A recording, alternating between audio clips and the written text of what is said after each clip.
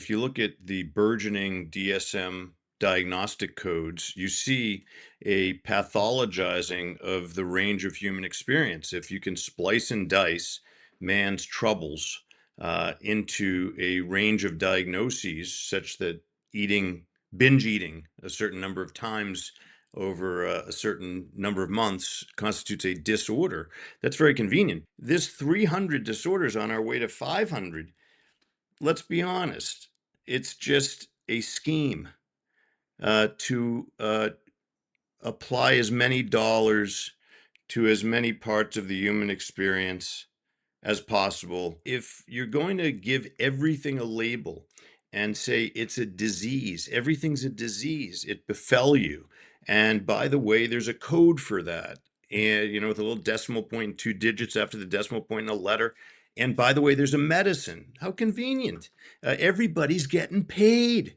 Everybody already knew that some of what we were doing was not to be found under an electron microscope and never would be.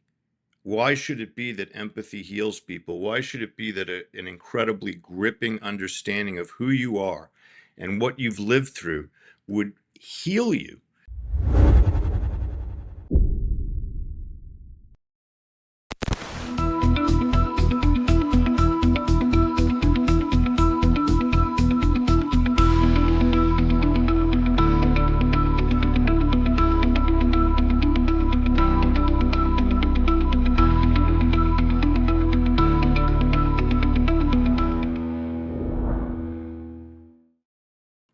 I'm Dr. Randy Bock. I'm honored to have with us Dr. Keith Ablow. Keith is a man of many of all reasons, many seasons, all reasons. Interesting man, former host on Fox channel, and psychiatrist, bright guy. And we're going to talk a little bit about the little bit of, I guess, bait and switch that happened with something called mental health parity. And I hadn't heard of it. I feel like I'm awake most of the time, that I'm not asleep, that is. And, it's kind of something that snuck in like nose under the tent into our healthcare system. And for those not familiar with the term, stick around. But before we do that, Dr. Ablow, how are you? And had you heard of mental health parity? Oh, yes, I had heard of it. I am well, by the way. Thank you so much. You're always exploring mirages and bringing truth to blurry concepts like Zika and the rest of things. And so I think, talking about mental health parity is important because the question is it a mirage? Is it reality? What does it really do for people? And so I can't wait to talk about it. All right. So I was going to present I have radio listeners, but also video. So for the people who are blessed by having images of your handsome face, we can show the article itself. It's called Parity's Mental Health Empire of Good Intentions. And we all know where the road to hell is paved with, or how it's paved. So I can give a little background, but had you heard this term? Have you followed this term along? You read the article, I assume. Is this something that flowed into your psychiatry cognizance Well, along the way? as a person who offered 25 years of psychotherapy and psychopharmacology care, but didn't get involved in the insurance system, it didn't affect my practice. But Mm-hmm. of course, it affects the whole mental health care system.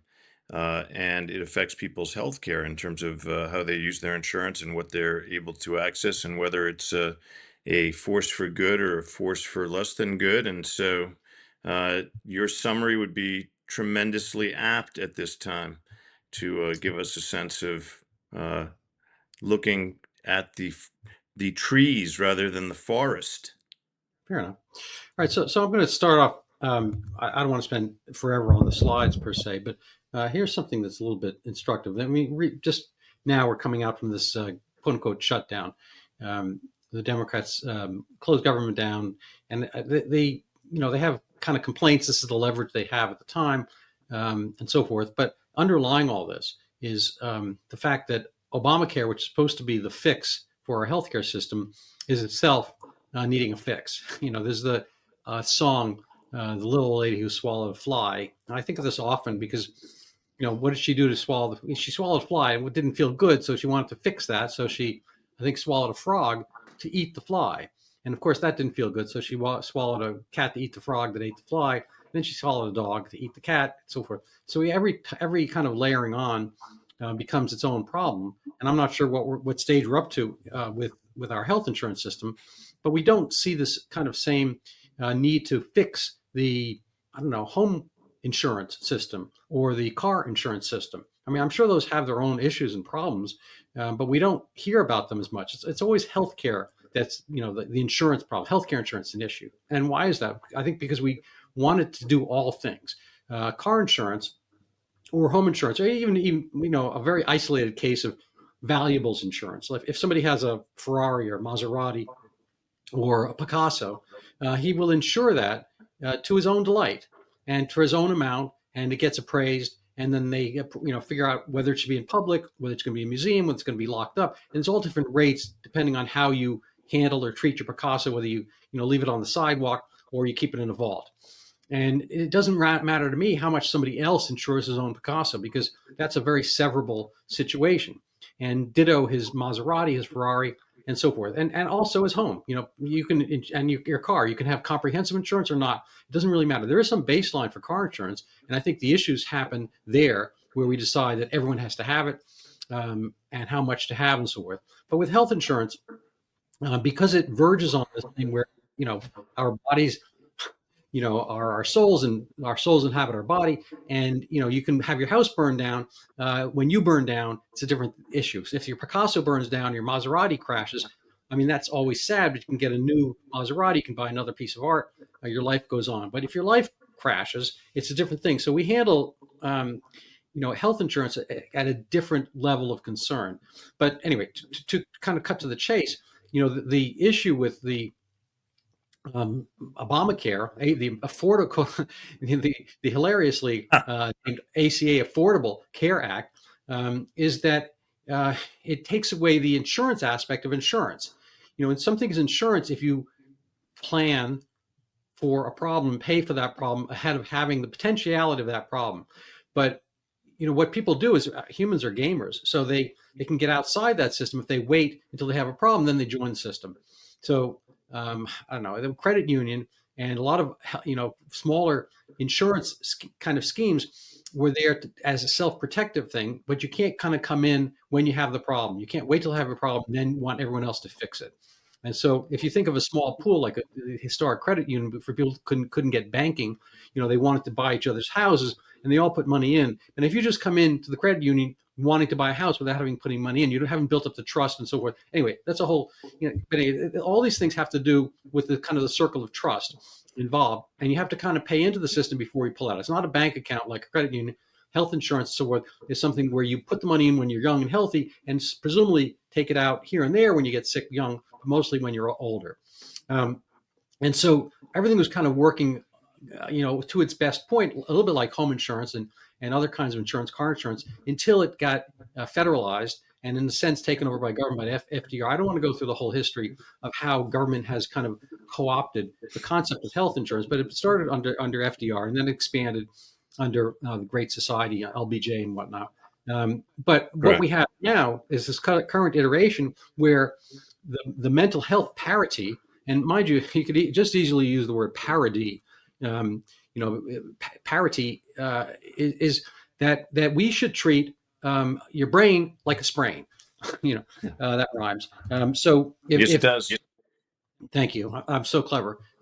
So if you, historically, nobody had to be forced into treating or insuring your heart attacks, your car accidents, physical injury, so forth, because those are the natural things that we would be concerned about for our health. But along the way, probably starting in the 70s, when addiction became medicalized and the concept of the disease model came along to addiction, it's kind of every step along the way, it's gotten more. So a little bit like that lady who swallowed the fly. Every step along the way, there's kind of a solution to fix the problem. But what has happened is the problem gets bigger and bigger. So now we have bigger problems to fix. And the slide that I had up for people on radio can't see this, is that is that the current level of mental health spending is bigger than, it's probably double what we have as the gap in the budget for the ACA, Affordable Care Act, premium subsidies, which is the current stipend. This is the getting back to swallowing things. This is kind of the chicken bone in the throat of the Democrat Party, that they have this bill, but it's growing and growing in size and problem.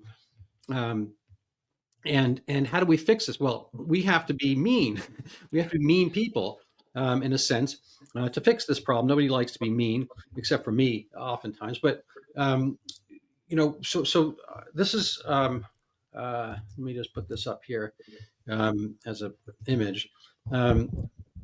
It's kind of hard to read. The print is small, but I'll get on my glasses to read this. But basically, this is a timeline in real dollars, adjusted 2023 dollars, US dollars. So looking back, the dollar amounts are different, but relatively speaking, this is how the graph has gone up. In 1956, the American Medical Association declared alcoholism a disease. And before that, AA had not done that. And this kind of became part of the AA mantra as well. So this, AA is kind of a religious order in a sense. Is you have to find God, in a sense, in order to get away from your addiction. And they don't necessarily say God, but it's basically higher power and so forth. So it's kind of quasi-religious. But then the government kind of tinkered into this. Not the government, the AMA. But as this happened, this kind of influenced academia and governments to start to treat addictions as a disease. And in '64, methadone trials began. But it started in the '70s under Nixon. Then into the 1980s and '90s, it started to grow methadone, the medicalizing of addiction. So it was already kind of 50% higher mental health per capita expenditures. But there was no real, it wasn't really tied up with the Medicare and Medicaid type insurances, government insurances, until some private insurance plans would pay for this stuff ad hoc. But into the 1990s, there became this disease code, the ICD, the diagnosis coding expansion in the 1990s that brought in more mental health diagnoses, addiction diagnosis. So it became a dependence diagnosis that we could bill and see patients and start to get paid for treating addiction. And then this thing lyrically named MHPA, which is the Mental Health Parity Act in 1996, is the precursor to this one from 2008. And we can see the numbers starting to skyrocket here. So if in 1950s, the per capita mental health expenditure was $400 a year per person, it went up to $800 in 1996 at the initiation of this MHPA. By the time the next version of that act, the MHPAEA, which is basically Mental Health Parity, I'll have to look up what the AEA means, but basically another act. This one was named after posthumously Paul Wellstone and living Pete Domenici, two Democrat senators. And 2008, George Bush signed this into law, I believe, right at the end of his term, right pre-Obama. So I'm not sure whether he was already lame ducked or not, but he signed this. And this has brought yet another doubling. So we have from 400, in 1990 goes up to about 800. And then in 2008, it's at 1,100. And today, I'm not sure exactly where we are, but in 2020, right before COVID, we were up to 1,600. So this is a quadrupling of the real dollar that is leaving out inflation per capita mental health and addiction expenditures per person nationwide. And we could argue, oh well, this has all gone to the good because everyone's mentally healthier. And I would in a cynical way I would stipulate, well, certain people are the psychiatric industry is mentally healthier. They're physically and fiscally healthier as well because they have benefited enormously from this, kind of psychology full employment act or acts, which have been the dual mental health parity acts of the 1990s and 2000s. So that's been me speaking enough. We can go to some other facts and figures, but Well, I'm just curious about your general thoughts on this.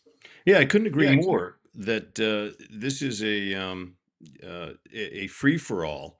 If you look at the burgeoning DSM diagnostic codes, you see a pathologizing of the range of human experience. If you can splice and dice man's troubles into a range of diagnoses, such that binge eating a certain number of times over a certain number of months constitutes a disorder. That's very convenient because then you qualify for insurance reimbursement when you talk to that person, but you also qualify for various medications that can then say, we're seeking an indication for that particular disorder. So as you go to 300 disorders, and then someday it'll be 500 perhaps disorders, you have the mix and match of medications with these disorders. So up go the prices and new medicines to treat these things, uh, and a pathologizing of the range of human experience. So I fear that there can be a kind of notion that folks need not attend to these things themselves. It takes away the spiritual side of the Hmm. equation. It says medicine can't handle all of this, and psychiatry is medicine, pure and simple. So psychiatry goes on the chopping block because some of what we do really is based in empathy and igniting character and asking people to make tough decisions. But if you're going to give everything a label and say it's a disease, everything's a disease, it befell you. And by the way, there's a code for that. And, with a little decimal point and 2 digits after the decimal point in a letter. And by the way, there's a medicine. How convenient. Everybody's getting paid. And it's almost like the extracting of money, if you will, from millions and millions and millions of people who really, some of them have no disorder.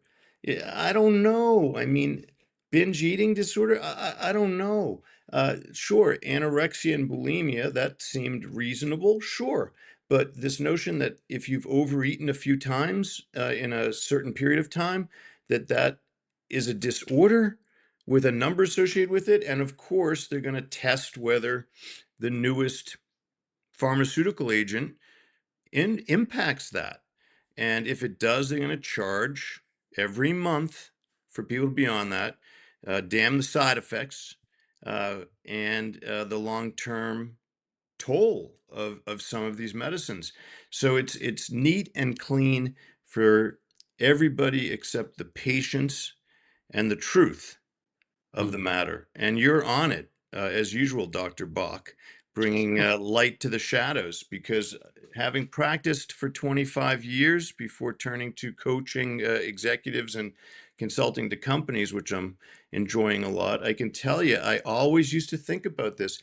Listen, there are probably a certain number of categories of suffering that people go through. Let's say it's anxiety, mood issues, problems of perception like hallucinations and so forth, and problems of character or personality. Those would be 4 perspectives that you'd want to look into. And I'm not sure that there needs to be a fifth about substance abuse. Maybe it's um, described adequately by applying the Venn diagram of the other 4. This 300 disorders on our way to 500, let's be honest, it's just a scheme to apply as many dollars to as many parts of the human experience as possible. And the intended or unintended consequences include people perhaps not taking responsibility for their own behaviors. Maybe that might be part of it. Or even if they do take the requisite amount of responsibility and they connect with a therapist, although psychiatrists aren't paid to do that anymore by insurance companies, they're Hmm. paid just to prescribe. You have other clinicians who do the talking.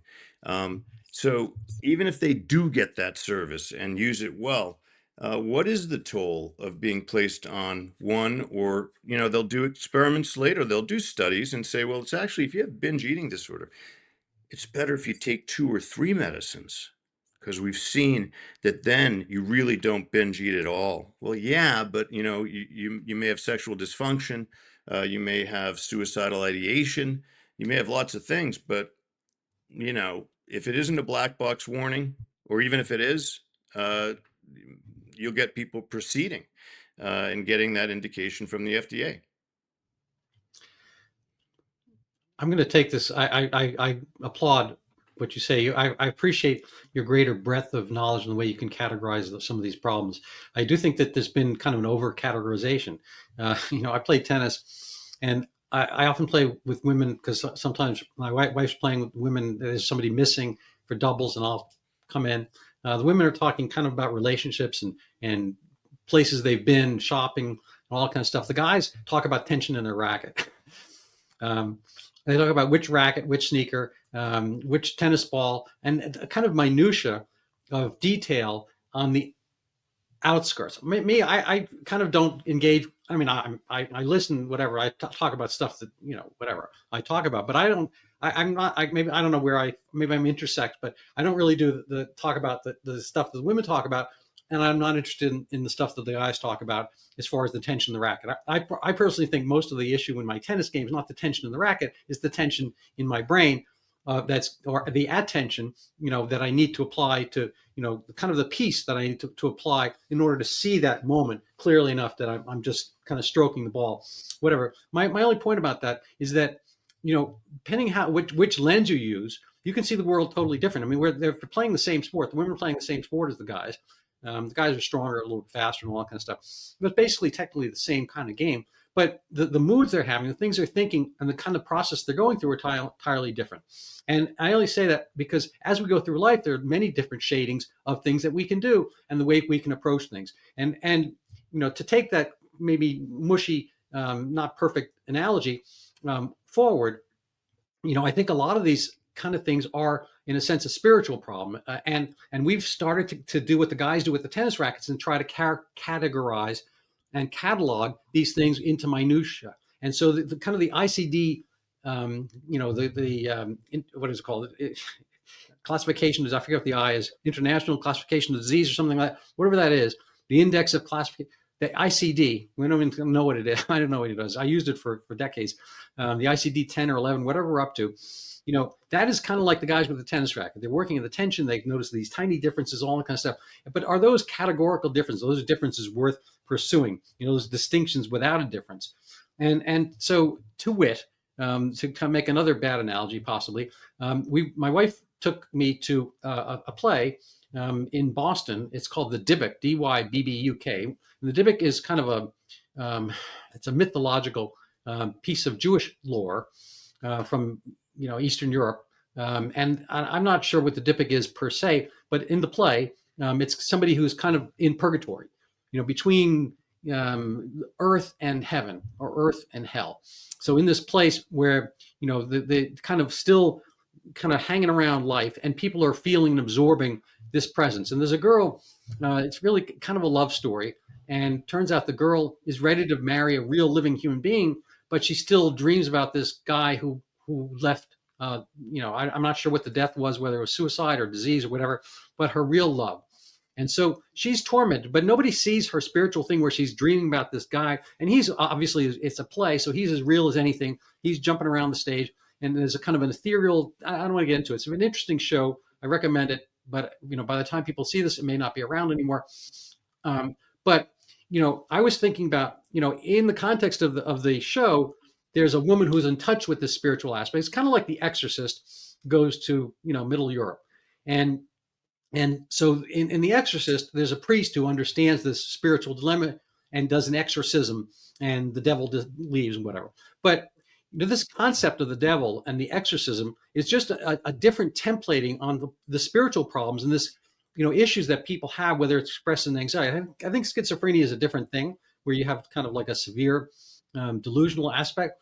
But a lot of the malaise and the ups and downs and the moods that people have, we call it, bipolar or schizoaffective, mood disorder, what all that kind of stuff. So I was during the course of the play, she's kind of waxing and waning between wanting to carry through her obligation to this new groom found for her. It's an arranged marriage, like in the ancient times or not so ancient times, depending where you are.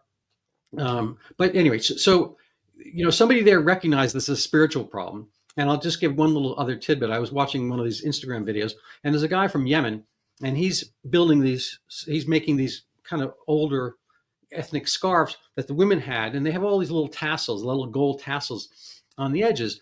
And he says what they're there for is to keep the evil spirits away. And I think this suffuses many different societies where people understand there are the malaise, there are these dangers, these pitfalls, and they were mapping them out in ways that we find kind of laughable, in a sense, as spirits and goblins and spells and whatnot, the evil eye, all kind of stuff. But I think anyway. So here's my final thesis on this. I think a lot of what we've done is we have transmuted it. Now, is it better? We have kind of more minute categories, but have we kind of found the spiritual aspect and try to categorize and treat it with our own potions, which are these new medications? Well, and the tension between the spiritual and the medical is very real. I mean, psychiatry, I always noticed when I was training in psychiatry that as you walked from one part of the hospital into the psychiatry clinic, the lighting would change from fluorescent to incandescent. Well, why? Well, because everybody already knew that some of what we were doing was not to be found under an electron microscope and never would be.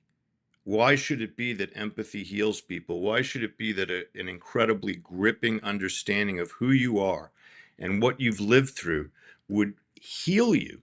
That doesn't sound very medical. It sounds emotional, spiritual, interpersonal, inexplicable, and wonderful, by the way. The best things about psychiatry defy explanation. They are rooted in, you can call it empathy, you can call it the workings of God, people can call it whatever they want. They won't find it under an electron microscope. If I wanted to, I could come up with diagnoses aplenty. Here's one: sleep resistance disorder. I'm just going to invent it. It's people who, when it comes time to go to bed, they resist that.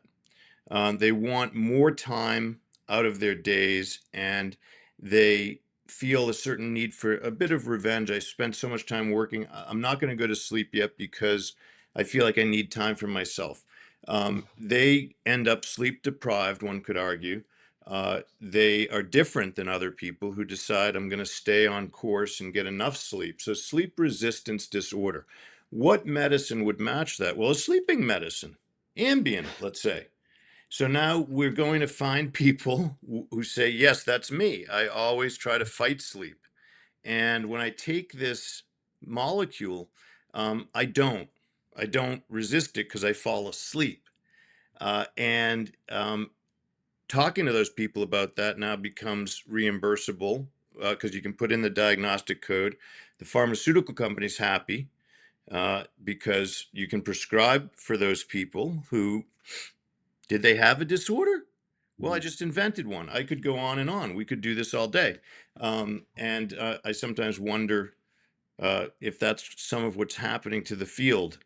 Again, the toll of that is evident in the fact that if you try to get an insurance company to pay a psychiatrist to connect with you and apply all of that person's knowledge and instincts to you in a 50-minute session, good luck.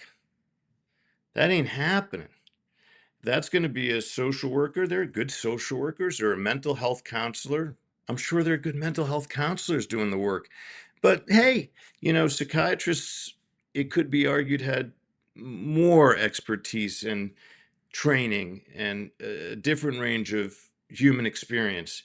That's a casualty of exactly what you're talking about, Randy, because once you can make granular the entire range of human experience and tell doctors that they're going to make more money if they prescribe every 10 minutes, a lot more than if they talk to people for 50 minutes, then you decimate the field. because you're just looking for the few purists who say, I don't care. Or you find people saying, well, I'm just not going to play that game. I don't take insurance. So now it's just for the privileged, the folks who have the money to pay for that kind of elective, like as if it's plastic surgery. And so I think that's what's happened. And it's going to get worse and worse because this Parity Act, as you've already alluded to, encourages this behavior. There's a pot of gold, and people generally, if there's a pot of gold, they'll start taking coins out. Exactly right. That I was listening to a clip. I can't remember the name of the podcast. It's with this guy Jason, starts with a C, Greek name, and it's pretty. It's kind of one of these biggest money oriented podcasts. And I apologize, but the one of the guys in it I recognize. I was just watching some short clip a little earlier today, and he was talking that colleges. This is a slightly separate topic, but similar. We pay a lot into colleges, and colleges will give degrees for all kinds of things. And there's kind of this money aspect, which is federalized in a sense because there's Pell grants, and the level of tuition is much higher than it would be without the kind of influx of money and whatnot. I'm going to leave all the structure aside because that's another article, another day. But he was saying that how about this? How about colleges are liable for the first $20,000 of tuition on the payback. So there's some plan. I mean, I'm not going to get into all his details, whether it's borrowed or initial.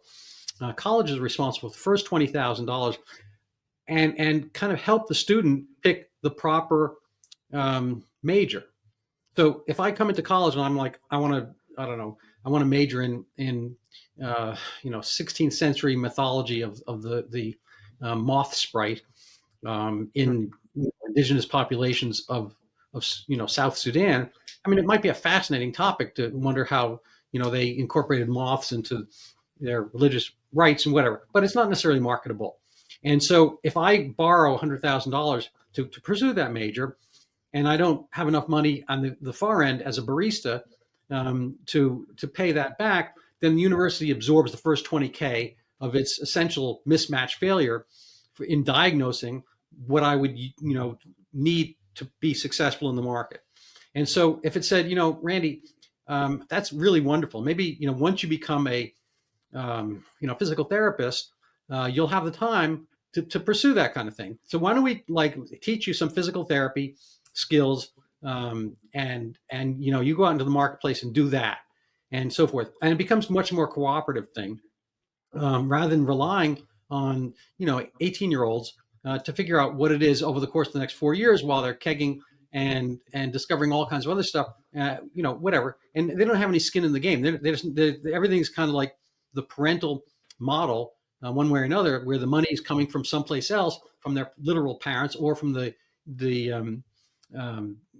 local parentis of the government through state grants and whatnot. So a lot of people are just kind of skating through, and they don't really have any absorption, they don't have any skin in the game, and they don't have to make any decisions. And I think this kind of similar morass of lack of agency, lack of responsibility, lack of accountability suffuses this kind of parlay and pas de deux between the psychiatric professionals and the psychiatric-ish patients, psychological psychiatric. And so all well and good, you get the diagnosis of ADHD. You will actually, if you apply for Social Security for and you have autism, ADHD, anxiety, certain other issues, depression, bipolar, you can get physically for your family a stipend of $950 or whatever it is per month for the duration. So you can be a 12-year-old, and if your parents are immigrants or something like that, and they're kind of collect this and that along the way, all of a sudden you represent an extra $12,000, which could be significant. That could be the rent. And so you want to get away from that diagnosis, and you don't want to get away from that prescription. And I think it's kind of like an absurdity that Ritalin, which is speed. I was in medical school. We were told never to write speed for anything because it's tachyphylactic. You get used to it, but these things kind of become coin of the realm where people get tied to a diagnosis which I don't think is necessarily doing them any much good over the long run. Um, so, Well, I think, I yeah, I yeah, mean, I think for some people, they benefit greatly from medicine. I mean, it's not all bad. For some people, their life is really improved when you find their lane and you say, this medicine seems to be helpful, and they say, my life turned around with that. I've seen it. Now, what's the casualty? I'll tell you a little story. I had a guy come into my offices many years ago, and he was given a job when nobody would give him a job by his friend. Because why? Because he was a heroin addict, and he had messed up again and again. His friend said, all right, look, I'll take a chance. And I know, like, maybe I'm crazy, but listen, I really want to see you do well. Well, he overdosed in the restroom at work, and then he got sent to me. His friend asked him to come see me, and I said to this man, by the way, it was one session he didn't use again. Now that's unusual. It's very unusual. But the reason that happened is I said to him, listen, what do they tell you your diagnosis is? He said, polysubstance dependence. And I said, okay. And what substances? Well, alcohol, opiates, nicotine. I said, yeah. I said, listen, I like you, by the way. I think you're a likable guy. I enjoy talking to you. Your diagnosis is, I hate saying it, you're a scumbag. And he's like, I don't understand. I said, no, no, remember, I said I like you. Like, so don't get up and walk out. But if I have the story right, your buddy who has a business and has to make it work gave you a job when nobody else would. And what did you do? You went into the restroom and used drugs when you're supposed to be working, and you collapsed, and then the firefighters come and the police, and you can't work for a while, and I said, and you're a good guy, but if you had died in the restroom, that has to be put on your tombstone, scumbag. You think you deserve that? And you know what? He never touched it again after that detox. He never touched it again. And he still calls me and he says, thank you again. So he'll call every 5 years or so. He said, you told me I had lost my way. And that's what I needed to hear, that I could make another decision. Now, I'm not saying everybody's prepared to hear that. I'm not saying everyone's prepared to deliver that. But if you stop at polysubstance dependence admission, take this injectable naltrexone, take this, take that, it's like, well, what about the guy? The guy blew his friend off, decided he'd get high at work. Like, what's that called? Uh, and and sometimes I think those discussions are worth having. I've had them with myself. Like I try to be kind of tough on myself, especially these days, to say, listen, you want, as the J.D. Salinger wrote in, I think, Franny and Zoe, or maybe it was Raise High the Roof Beams. I want an honorable skull when I'm dead. Okay, I got work to do, and that's the work you're supposed to do with your patients, your clients. But yeah, giving them a label isn't that work. yeah. No, that's perfect. Uh, if you don't mind, I'm going to trade a story with you. Do you mind? I would love it. So, I had a nickname in Revere as Doctor No, not Know It All, but No, like the James Bond villain. And I don't know if people still remember that one, but because before I started writing for Suboxone, people would come in with all kinds of pain complaints, and I got to say, maybe it was a little bit of the Larry David of medicine, but I would have a little bit of a cynical attitude when people came in with certain types of pain. They'd be young, 30 years old, and they look fine walking in, but they're telling me the horrible pain, and they're allergic to Percocet. Because they didn't want the low level narcotic, they wanted a little bit notched up to OxyContin 40 or 80 or something like that, and they all knew exactly what they wanted, the thing that always worked anyway. So while they were in the office filling out questionnaires or whatever, back in the day, this is kind of pre-internet and whatnot, my staff would call some of the pharmacies, and we had the right, because the person was a patient, to ask about that person.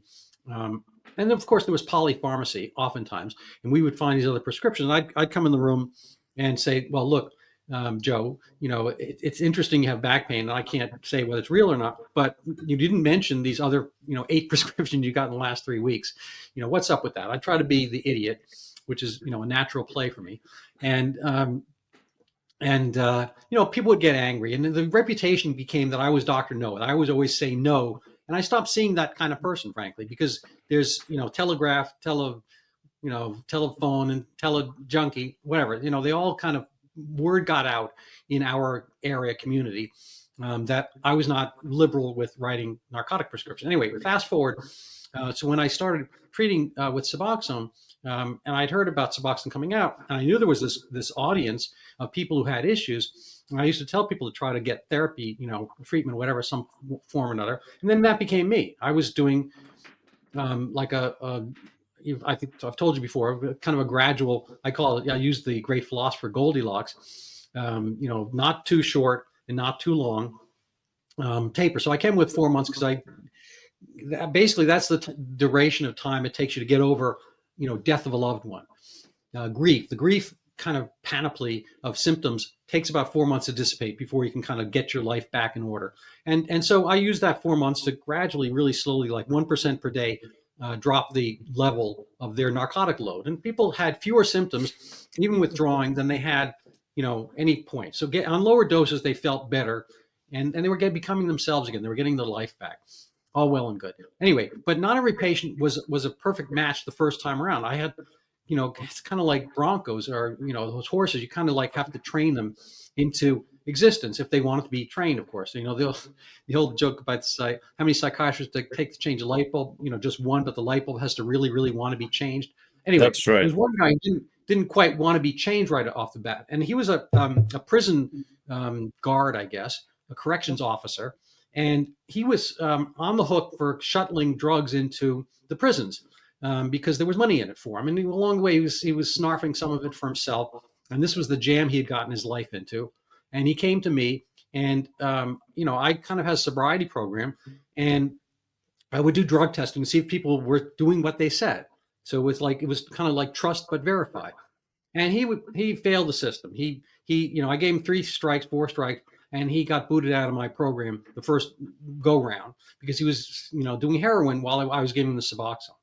And a lot of people are selling their Suboxone, taking other drugs. I'm not going to be party to that. They can do that, just not on my time and my dime, essentially. And speaking of dime, I wasn't trying to maximize the profit. Maximizing the profit would be to keep people on forever, on the kind of the maintenance model, which is what almost every other physician with Suboxone practice and license at the time was doing. Anyway, this guy, get to the story part. He shows up in my, so he left my place when I kicked him. Basically said, you can't come here anymore. You can go to other places where there's maintenance and all that kind of stuff, methadone clinic. I'm not going to treat you. He got really, he's a big guy, he's a corrections officer. He threw things, yelled at the front, at the desk. And I had a regular medical practice too, with people with sore throats and whatnot. They weren't used to seeing all this stuff. That kind of became part of the practice. It was a very touchy issue. And so some people inappropriate. He's kind of like the scumbag thing that you mentioned. He's throwing things and he's calling me, the posterior part from that orifice that seems to be in common parlance where all your crap leaves, and he's calling me that name over and over again as he leaves. Anyway, fast forward like 4 or 5 months later, I usually have a closeout where people could come back the next day, but a few months go by, he's coming back and he wants to have me detox him. I'm like, I'm not fully demented yet, I'm partially, but I seem to remember you calling me a bleep hole over and over again. It's like, and now you're here for me to treat you. Why would you want to be treated by, an orifice such as that, which you consider me to be? And he's like, well, doc, he says, I'll use the word. He says, somewhat, what, doc, I need an asshole to like keep me in line. I need you. You're the asshole that I need to get me better. And I was like, what do you mean by that? He says, well, nobody else said no to me. I've been getting drugs easy everywhere all along. And you're the one, you were mad at me and I was really pissed off and I'm so sorry I threw this and that. I'm sorry I called your name. You're not really that. You're not an asshole. You're doing your job and I was terrible to you. And I feel really bad about that. And I want to make it up to you and I want to make it up to me. And I want to make it up to the job And the prison doesn't deserve to have somebody like that who's shuttling drugs in. I am not that guy. I can't be that guy anymore. Maybe I am, but I can't be that guy because I'm going to lose my job. I'm going to lose this. I'm going to lose that, whatever. And it became a reality to him. And so I don't know where he is today, but he went through the program successfully. And it's like, but I was, it's, it took effort. You have to kind of like literally absorb some of the slings and arrows that people throw at you. I've had my windows broken. I've had, over the decade that I was doing this Suboxone maintenance, Suboxone tapering instead of methadone maintenance, people would get angry where they wouldn't get the stuff they wanted. And I had my car windows and all kinds of stuff happen because you're in the fire of an angry person who's been told something else all along the way. Absolutely. And, one thing I've noticed about medicine in general is especially psychiatry, but medicine too, especially internal medicine, family physicians, you cannot do the work and look as though you are. In other words, it takes like turning on a special part of your brain to decide, no, no, no, I'm going to do the discerning work of doctoring. So for those folks who say, well, I'll just go along to get along, this fellow qualifies, give him a prescription. That's easier than saying, I'm not doing it because it's not good for you. And the great Ted Nadelson, who was one of my mentors in psychiatry, was very good at metaphor. Being a psychiatrist, if you're good, is being comfortable with metaphor. When people come in and they say, I'm in pain, even if they're fibbing about the physical pain, uh, I take them at their word. You are in pain. Okay, but I don't know that it's back pain. And even if it is, it may not be, but you're suffering. There's suffering that drives somebody to come to a doctor and make up a story to try to get relief from a chemical. Um, I, the work is to talk about the suffering. What is it? You're in pain. I believe you. I remember we had somebody come to the ER at the Boston VA hospital when I was training, and Ted Nadelson was there. There was a veteran who said he had walked from another state along the interstate in the woods, having lost his wife on the highway in an accident. And he had just walked out of the car. She was killed in the accident, and he couldn't bear it, so he just walked away and he turned up at the ER in Jamaica Plain at the Boston VA hospital and was in terrible pain from the journey and had a history of pancreatitis that was now torturing him. He was given a bunch of opiates. Who wouldn't? I mean, what a terrible story. And he looked at my watch uh, while we were talking to him in a way that I thought he was trying to figure out what kind of watch is that. And I said to Ted, you know, I don't know. Why would a guy who just lost his wife and walked interstate along the highway care what kind of watch I had on? I don't think it's a true story. And lo and behold, we called the highway patrol, the state police. There was no fatality. And we went back and talked to this man, and Ted was very good, very good. And he said, listen, we know that your wife is alive. She wasn't killed, and we know that you seek pain medicines at various ERs. We don't pretend though that you're not in pain.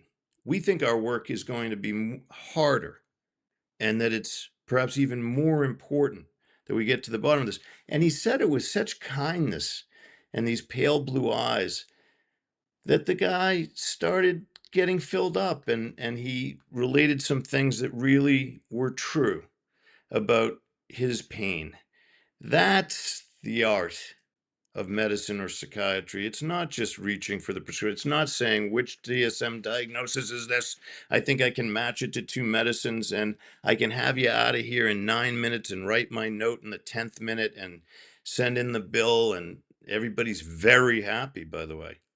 Everybody's very happy. The insurer got to pay less than for 50 minutes, and the patient thinks they're happy. They got something that makes them temporarily feel better, maybe.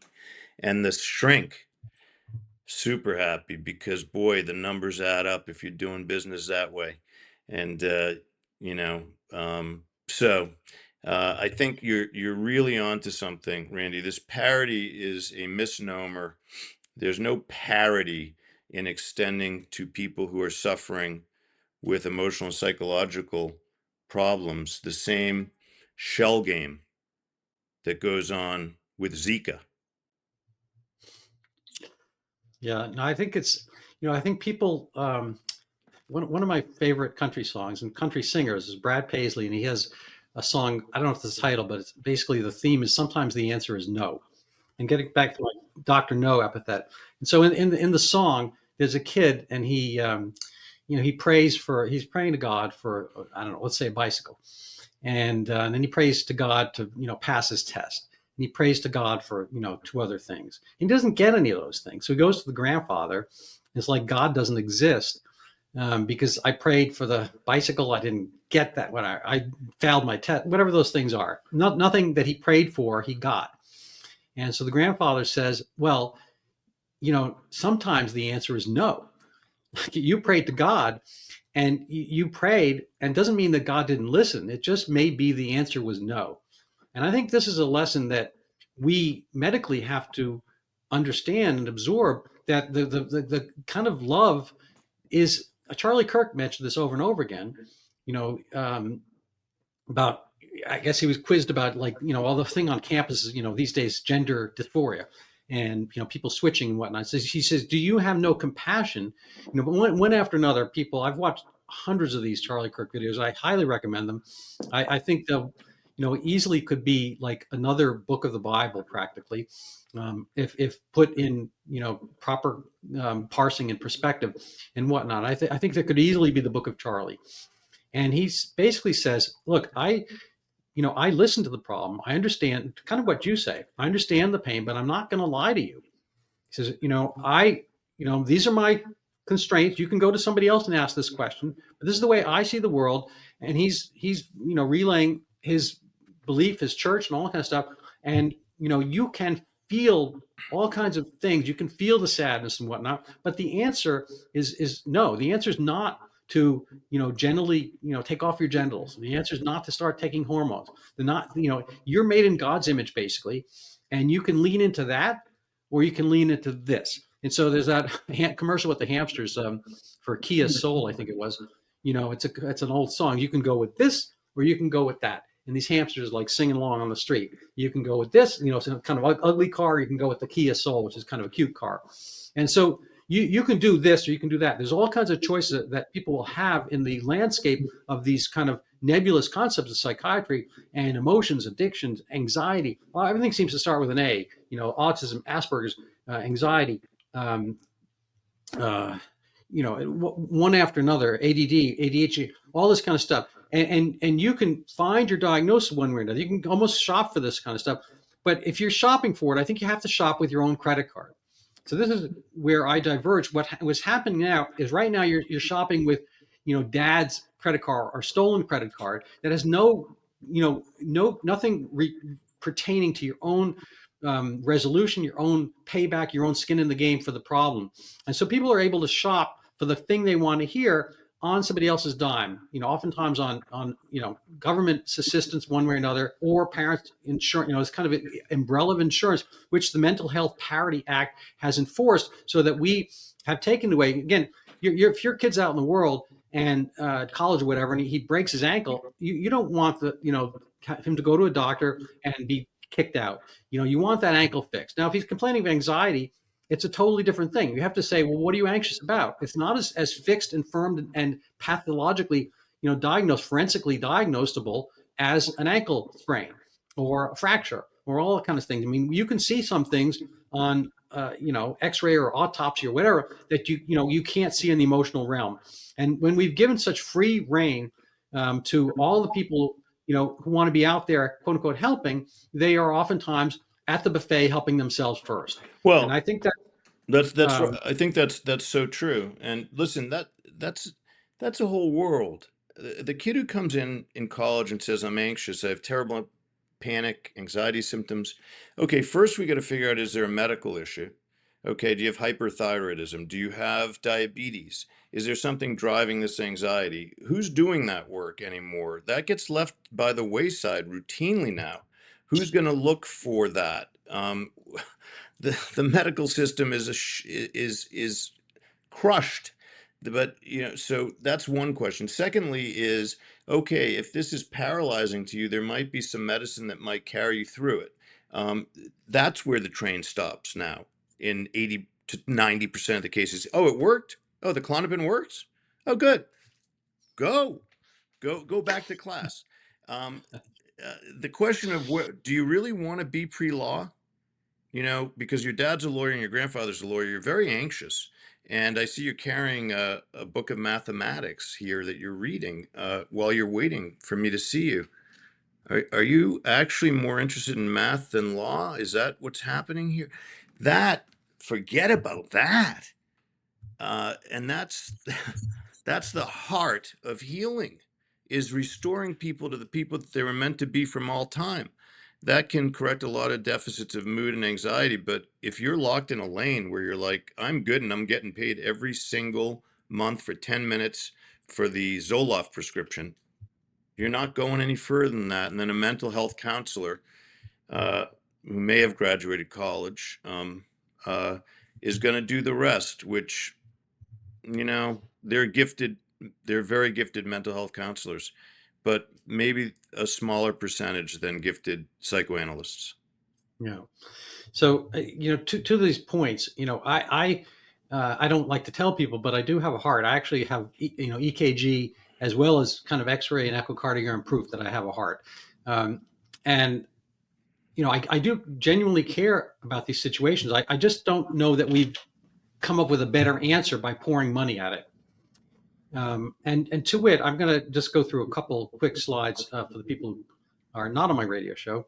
And go over. This is kind of the baseline study that contradicts the experience that brought around this whole kind of addiction as a disease mania. People thought when Vietnam vets came back unceremoniously and with disdain, they were kind of hated for the way that basically the press characterized their engagement in Vietnam. Everything was seen as My Lai, Callie's, Lieutenant Callie's torching of a village and whatnot, and they were kind of seen as war criminals under the hippie ethos of the time, enforced by the news and whatnot, which wanted to get Nixon out and so forth. Anyway, there's some items redolent to today, but in point of fact, the Vietnam vets they had free and ready opium back in Vietnam. And they were at war and they had a lot of misery there and people dying, and it was a much more kind of death-filled war than we saw in Iraq and Afghanistan, which were had much more precision, smart, quote unquote, smart bombs, etc. Back at the time, there was a lot more of the mess of war, more like the World War II and Korea and whatnot, and but people came back. But within a year, the guys who had been addicted, they went to zero addiction, almost all of them. And so there was the only people who kind of stayed with addiction issues are the ones who had addiction issues beforehand. So they went from high usage of like 70% down to actually the numbers are over here. But anyway, they went markedly down with no treatment at all. And what had happened was they kind of went back to work. At the time, there was no kind of maintenance, methadone maintenance, none of these kind of what would you call it, like infantilization or institutionalization of a problem. There was no formal aspect place they could go to. They had to go to work and they had to kind of reassimilate life. They became adults. And a little bit like, Dr. Ablow's approach to people who were doing some issues, they just didn't do it again. And that kind of went away. But the apparatus stuck around.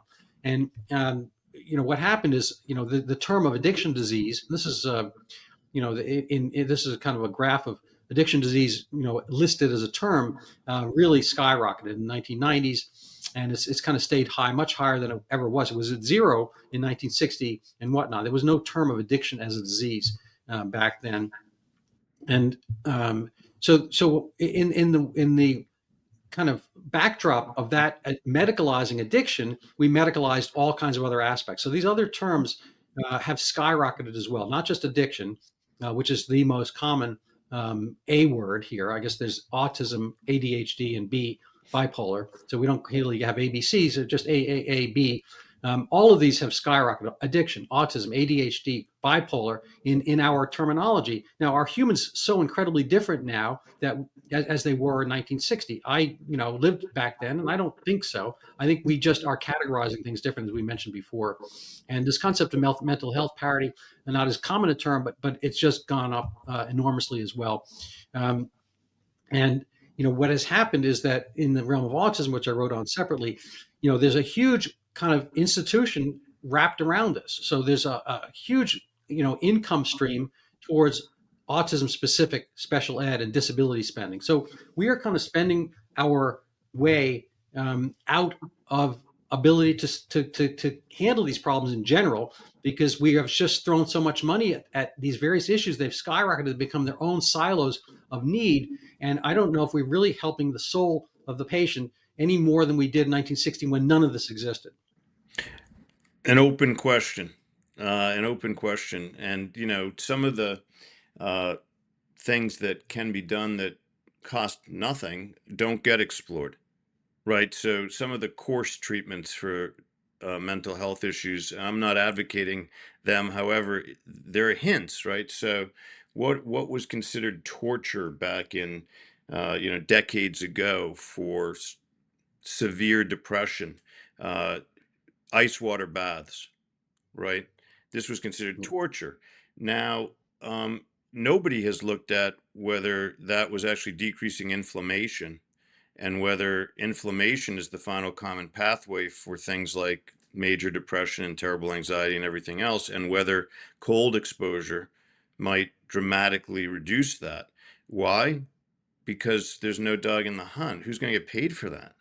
Yeah. Like, who's going to get who's going to get paid for generic ketamine nasal spray?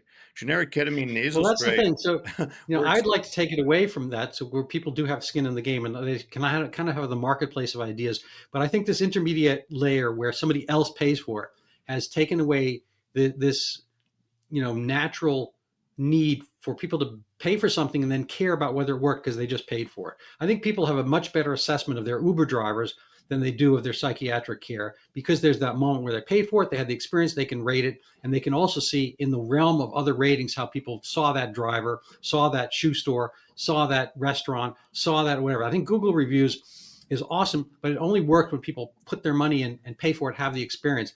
And I think if we had, kind of an inversion of way we treat medicine, take it away from this paternal other people's money model, then we might have something there. But we're kind of rounding out the hour. I want to give you a chance for a final statement, and I appreciate your time with me today. Well, just to round it out, I would say that this topic is essential, that the mental health care system and the medical system is in shambles, that as AI gets applied to it, as doctors try to cope with the inclusion of AI and all of this, there'll be AI models that come up with hundreds of more diagnoses. You could ask ChatGPT right now, what are, if you put in the DSM-5 TR, you said, here are the 300 diagnoses, and you said, can you come up with 100 more that aren't listed based on the 300 that are? You'll get 100 more, and they'll be as defensible as many that are listed now. And you could create pharma companies that come up with agents for that. So I would say buyer beware. Look for somebody who actually talks to you. Dr. No is sometimes the best doctor, as you are, sir, and Well, I appreciate that. because you care, and I appreciate that. it's a needle in a haystack these days. All right. Well, and vice versa. So it's been an honor to be with you, and You too. um, people can find you where? KeithAblow.com. It's easy, or info@KeithAblow.com. I love doing the work of reclaiming the best in people, their best selves. Doesn't sound very medical, because in some ways it isn't very medical. It's spiritual. Yeah. People can find me similarly at randybock.com. You got to spell it right. I have trouble myself sometimes, but I've gotten used to it. Anyway, thank you so much, Keith. It's been an honor. Thank you. My honor.